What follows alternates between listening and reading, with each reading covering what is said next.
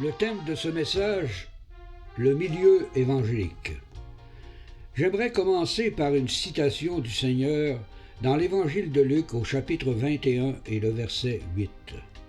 Il est écrit « Prenez garde que vous ne soyez séduits, car plusieurs viendront en mon nom disant « C'est moi », et le temps est proche, ne les suivez pas. » Cet avertissement du Seigneur est très d'actualité.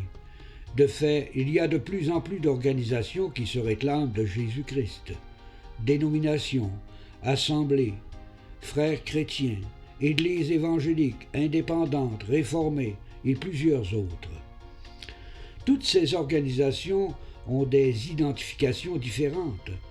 Est-ce normal qu'il y ait parmi ceux qui se réclament de Christ une telle diversité de pensées et d'actions d'opérations? Je ne suis pas le seul chrétien qui se pose cette question depuis des siècles.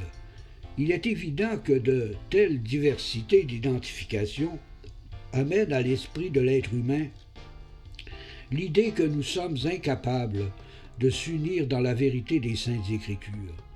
De plus, pour les païens qui ne connaissent pas Dieu, nous sommes des religions au même titre que les autres. Bien plus, lorsqu'une organisation soi-disant chrétienne s'affiche volontairement comme étant indépendante ou réformée, celle-ci provoque à l'esprit des païens et même chez les véritables chrétiens des pensées douteuses sur la sincérité de tels regroupements qui, de toute évidence, ne veulent pas s'unir dans une même foi dans la vérité de la parole de Dieu. Ces divisions entre croyants sont provoquées volontairement et elles sont issues des pensées traditionnelles qui amènent avec elles des doutes, des mauvais soupçons et malheureusement même des calomnies sur de véritables chrétiens nés de l'Esprit. Plusieurs enfants de Dieu se sont retirés de certaines organisations soi-disant chrétiennes évangéliques, et ce en raison de ces divisions qui sont inacceptables dans le corps de Christ. Ces chrétiens nés de l'Esprit ont quitté la tradition des hommes pour vivre dans la paix, dans l'obéissance à la vérité révélée, dans une même foi vivante et dans une espérance pure, loin de ces organisations soi-disant chrétiennes qui se déchirent volontairement entre elles. Ces organisations chrétiennes qui se vantent d'avoir du zèle pour l'évangile de paix et qui sont incapables de réaliser au fond de leur cœur que leur division nombreuse est loin d'apporter la paix et l'unité de l'esprit. Il est vrai que la parole de Dieu nous enseigne dans le premier livre aux Corinthiens au chapitre 12 et les versets 5 à 7 qu'il y aura parmi les croyants diversité de ministères, mais le même Seigneur, diversité d'opérations, mais le même Dieu qui opère tout en tous, et qu'à chacun la manifestation de l'Esprit est donnée pour l'utilité commune. Diversité de ministères, diversité d'opérations ne signifie pas que nous devons nous séparer volontairement entre croyants et croyantes qui forment ensemble le corps de Christ, l'Église du Dieu vivant. Encore moins de nous diviser en raison de nos diversités de pensées concernant certaines doctrines bibliques. Nous sommes tous conscients en tant que croyants que les dénominations et les assemblées et toute autre organisation traditionnelle qui se réclame de Jésus-Christ n'ont pas la même vision concernant plusieurs doctrines bibliques.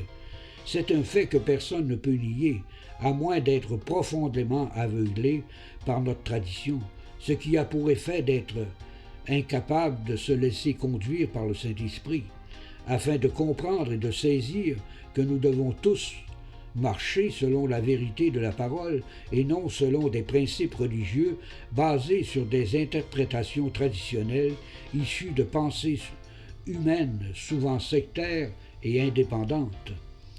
Ces organisations soi-disant chrétiennes ont-elles le même Seigneur, le même Dieu qui opère tout en tous, et ce pour l'unité commune ou l'utilité commune? Ces organisations traditionnelles prouvent par leur division et leurs pensées opposées face à certaines doctrines bibliques qu'elles servent plutôt la tradition des hommes avant de servir le Dieu véritable selon la vérité de sa parole vivante et immuable. Ainsi, ces dénominations traditionnelles et ces organisations soi-disant chrétiennes disloquent volontairement les membres du corps de Christ, en étirant les ligaments de la parole jusqu'à ce que des nœuds irréversibles se forment pour créer des malaises souvent irréparables. Dans cette situation de division, où est l'amour fraternel? Où est l'amour de la vérité? Où est l'amour de Dieu? Depuis plusieurs années, beaucoup de chrétiens et chrétiennes confessent publiquement qu'il existe un milieu évangélique. C'est avec vérité que je vous dis, à vous qui confessez une telle chose, vous devriez plutôt vous poser cette question avant d'affirmer une telle chose mensongère. De fait, comment ce milieu pourrait-il exister? Car il est composé de croyants et croyantes qui n'ont pas la même pensée face à plusieurs doctrines bibliques. Un tel comportement laisse croire que l'Esprit de Christ n'a pas la puissance d'instruire les enfants de Dieu selon la vérité unique des Saintes Écritures, et ce, dans chaque assemblée locale. Notre Dieu d'amour aurait-il des préférences? Et ce, en accordant la connaissance à certaines dénominations et en laissant les autres dans l'ignorance. Écoutez les paroles du Christ dans l'Évangile de Jean, chapitre 14, et les versets 23 et 24. Il est écrit, « Jésus leur répondit, « Si quelqu'un m'aime, il gardera ma parole et mon Père l'aimera. Nous viendrons à lui et nous ferons notre demeure chez lui. Celui qui ne m'aime pas ne garde point mes paroles. Et la parole que vous entendez n'est pas de moi, mais du Père qui m'a envoyé. » Ce n'est pas notre Dieu qui provoque les divisions entre chrétiens, mais c'est l'amour de la vérité qui n'est pas gardé dans le cœur de ceux et celles qui confessent être de Christ. Croyez-vous que ces organisations soi-disant chrétiennes aiment vraiment Dieu et qu'elles gardent fidèlement la parole de vérité? Croyez-vous que le Père et le Fils de Dieu peuvent faire leur demeure dans le cœur de ceux et celles qui servent leur tradition avant de se soumettre à la vérité de la parole immuable du Dieu vivant? De fait, toutes ces organisations soi-disant chrétiennes doivent se mentir entre elles régulièrement, car elles sont parfaitement conscientes qu'il existe entre elles diversité de pensées et d'opinions contraires face à plusieurs doctrines bibliques. Ce milieu soi-disant évangélique s'est fabriqué des réponses faites sur mesure afin de démontrer que l'harmonie, la compréhension et le respect règnent au milieu des assemblées qui se réclament de Christ. Vous avez certainement entendu ces réponses au cours de votre vie chrétienne. Vous avez droit à votre opinion, nous ne jugeons personne. Imaginez-vous un seul instant que si le Seigneur avait utilisé de telles réponses, et ce face aux scribes et aux pharisiens qui s'opposaient à la vérité de la parole, aurait-il été un bon serviteur du Père? Pourtant, ce sont des réponses qui circulent librement dans le soi-disant milieu évangélique. De telles réponses, c'est de se mentir mutuellement, car tous savent fort bien que plusieurs dénominations ou organisations soi-disant chrétiennes ont plusieurs déviations scripturaires, et ce, sérieusement. Dites-moi, est-il acceptable qu'un véritable chrétien né de l'Esprit puisse dire à quelqu'un qui se réclame de Christ et qui ne marche pas selon la vérité, « Vous avez droit à votre opinion et je ne vous juge pas ». Un tel comportement, c'est de la lâcheté et d'avoir un manque d'amour total envers Dieu et sa parole de vie. N'est-il pas écrit dans l'Évangile de Jean, au chapitre 15 et le verset 10, « Si vous gardez mes commandements, vous demeurez dans mon amour, de même que j'ai gardé les commandements de mon Père et que je demeure dans son amour. » De quel amour, pensez-vous, est animé le soi-disant milieu évangélique d'aujourd'hui? De l'amour de la vérité ou de l'amour traditionnel qui a conduit beaucoup de croyants à l'hypocrisie, au mensonge, et ce par crainte d'être outragés, persécutés et rejetés par un milieu qui s'enfonce graduellement vers l'apostasie de la fin des temps? N'est-il pas écrit en Romains chapitre 12, verset 9, que l'amour soit sans hypocrisie, ayez le mal en horreur, attachez-vous fortement au bien. Sachez que l'apostasie ne vient pas de l'extérieur ou du milieu des païens qui ne connaissent pas Dieu, mais du milieu de ceux qui se réclament de Christ.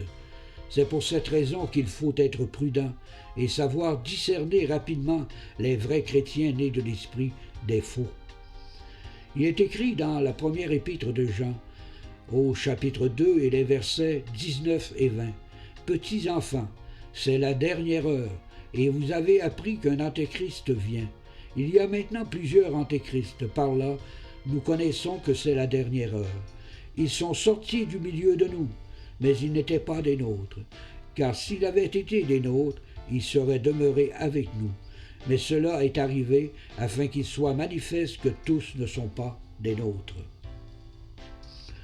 Le véritable chrétien né de l'Esprit ne se cache pas derrière la façade de la tradition religieuse, car l'amour de Dieu demeure dans son cœur. Il ne craint pas de défendre la vérité, et ce même s'il sait qu'il sera rejeté par les hommes qui veulent à tout prix défendre et conserver leur tradition trompeuse. Il ne craint pas non plus de souffrir, d'être outragé et mal jugé par ceux qui ne demeurent pas dans la vérité, parce que c'est ainsi que l'Esprit de la gloire demeure en lui et que son âme repose dans la paix du Dieu véritable. Toi qui as écouté ce petit message, veux-tu être libéré de la tradition qui t'a emprisonné dans des principes et des idées préconçues qui ne sont pas de la vérité de Dieu?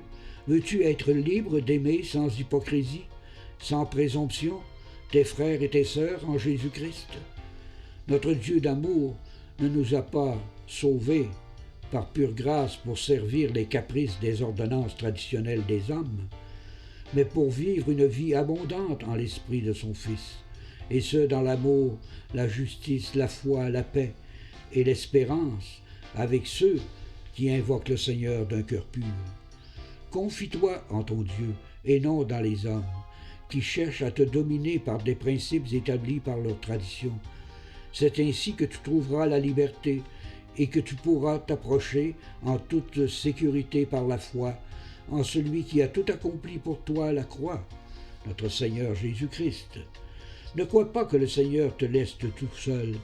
Si tu abandonnes volontairement la tradition pour marcher selon la vérité, le Dieu de paix te montrera qu'il existe des frères et des sœurs qui marchent loin de la tradition des hommes, et ce dans l'amour de Dieu, l'amour fraternel, dans la vérité et dans l'espérance pure de l'avènement de notre Seigneur Jésus-Christ. Amen.